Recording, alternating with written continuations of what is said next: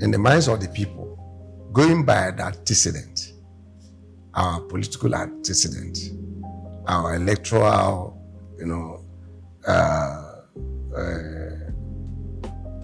project. I think we have not gotten it right. Okay. For some time.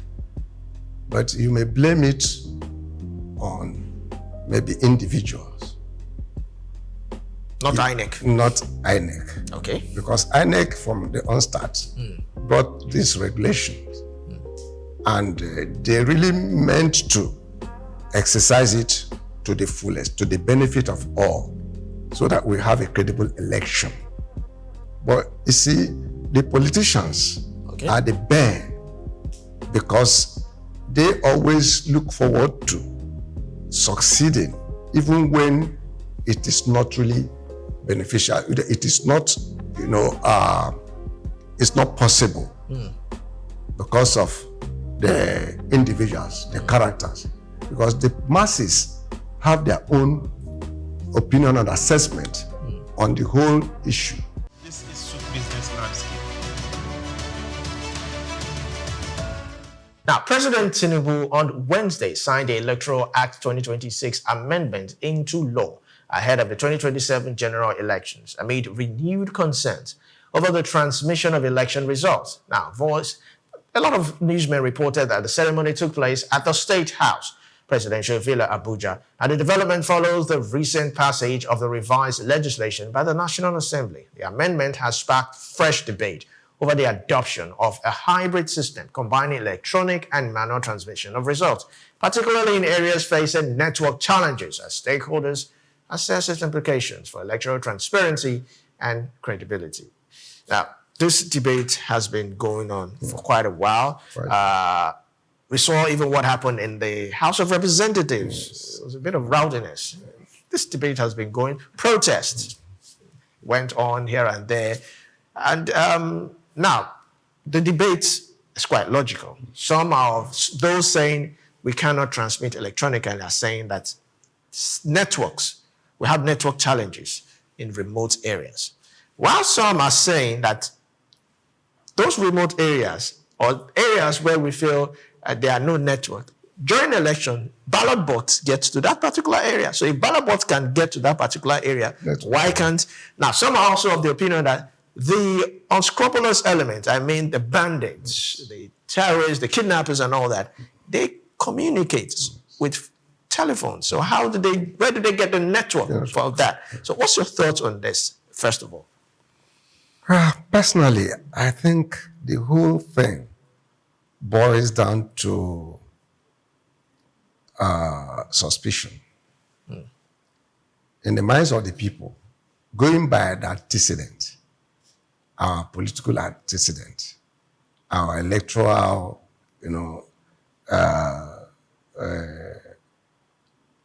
project. I think we have not gotten it right. Okay. For some time. But you may blame it on maybe individuals. Not INEC. Not INEC. Okay. Because INEC from the onstart brought these regulations and they really meant to exercise it to the fullest, to the benefit of all, so that we have a credible election.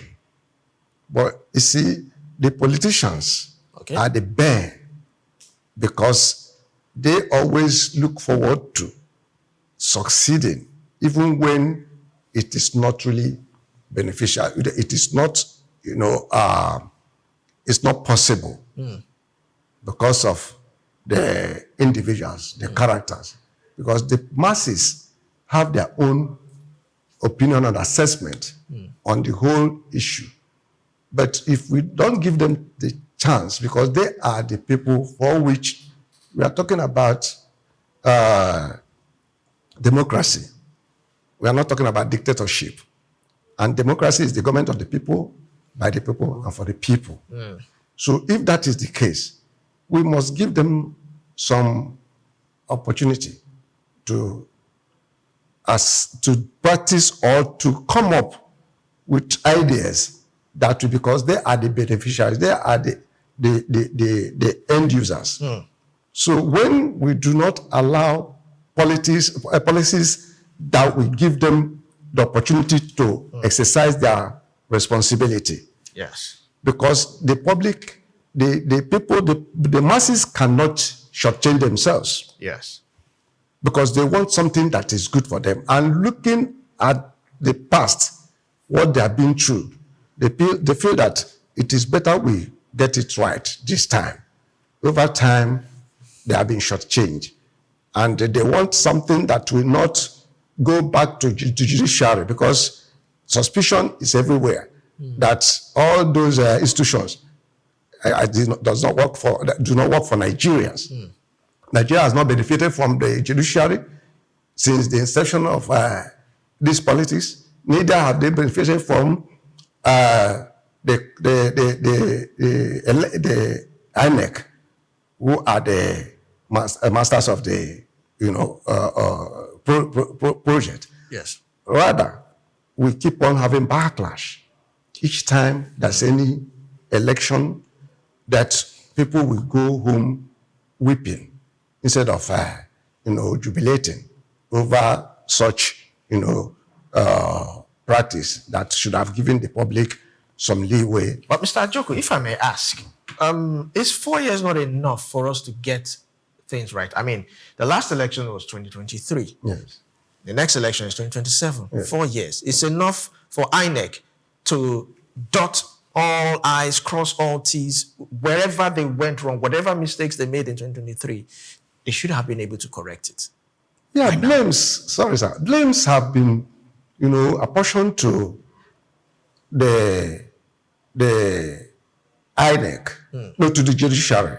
Okay? Because INEC will come up with their, regulations, and beautiful ones at that. Even consider the last one, the previous administration, the last administration that brought in the new one, the president, Bola Ahmed Tinubu, as the president, and all his cabinet. It discovered that election was also done, not under tension, but the politicians who also always want to influence whatever the INEC puts in place, will make it look as if INEC did not plan well, and which will, in the end, because of manipulations or perceived manipulation, they will go back to the court, and the judiciary will give a blanket, judgment that will not even, pass for any solutions or that. And instead, what it will mean is to indict INEC the more. That, whereas INEC have taken time, their own time, and arrange their regulation and put them in place that it will be beneficial to the masses. But at the end, what happens is that manipulation will still take place. And then by the time we talk about the result, then it's okay, the last place will be the judiciary. And the judiciary, because of perceived corruption, we channel the results on their own interpretation. They will only just come up with whatever, and each time we are being, introduced to new laws.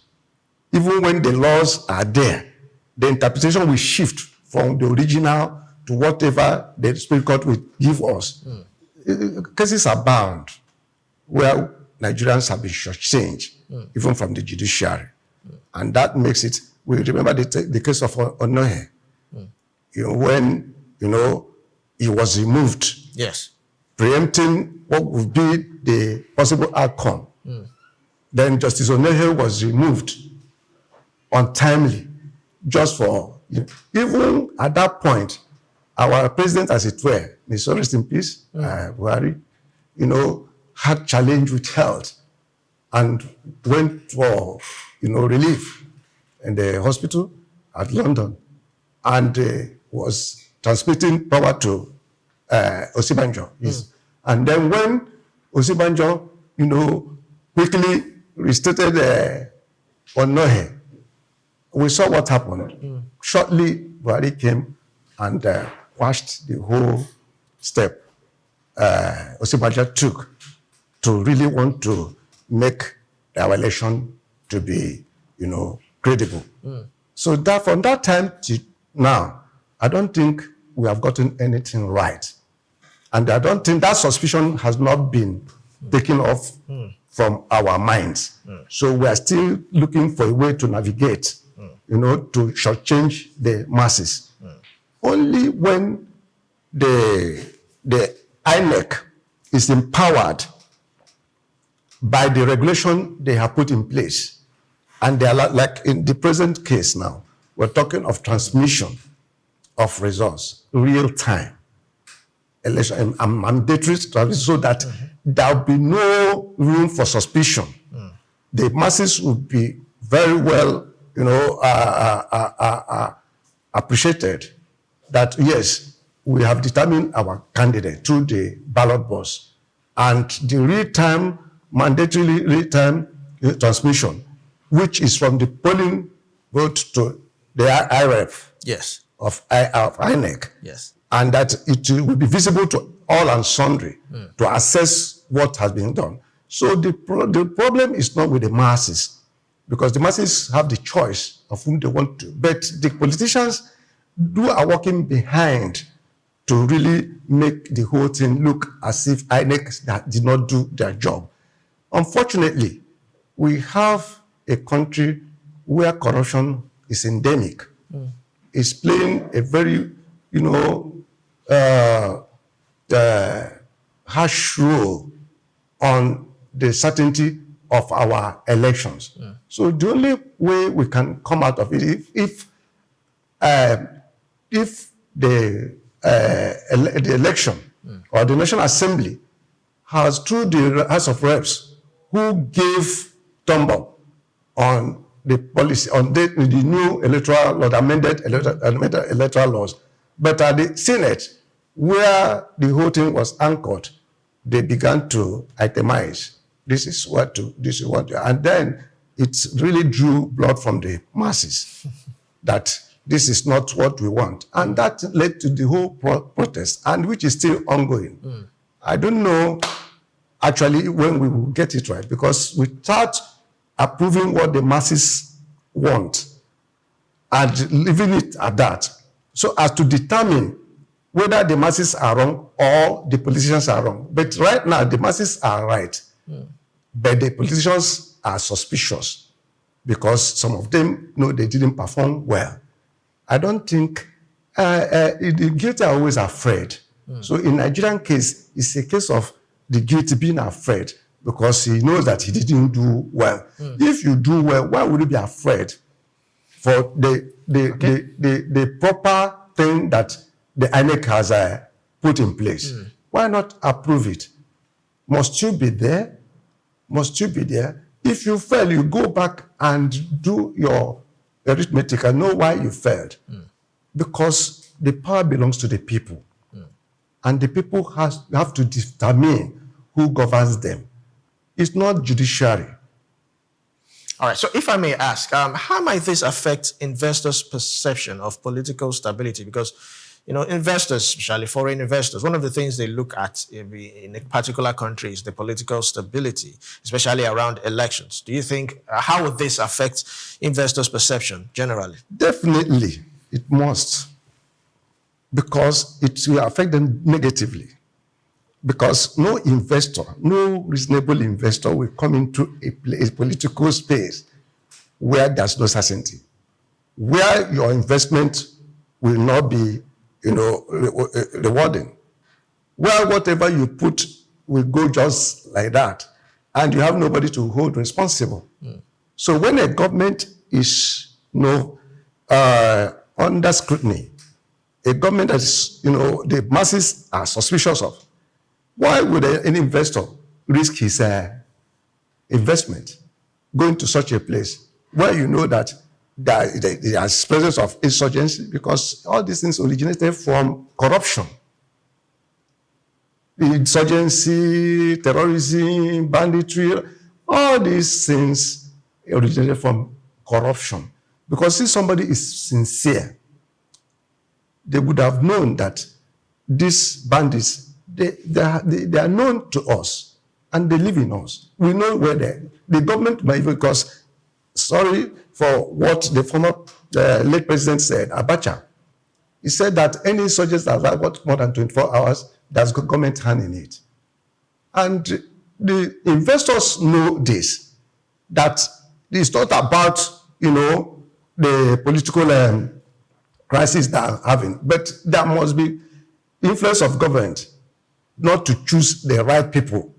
And if you go to such a place to invest whatever, you have for it to make, for you to make advancement in your life, then whatever happened to it, you have yourself to blame. And that is the reason why we are slow. The development in our own situation is slow, because the government has not come out playing to make the people believe, and investors to encourage them. Because see, our hands are not in it. We are going to help fight it. And we must do all possible to make sure that we encourage investors and make sure that whatever they put in, they will recoup it. They have their recoup on investments. But in our own society for now, and that is what the public, the masses are fighting, to help to make for a credible election. And that's why they are mounting protests here and there, because Nigeria must move forward, whether we like it, and except until when we make ourselves available for that risk, to make sure that to sanitize the system, no investor will really be encouraged by the shenanigans happening in the country now.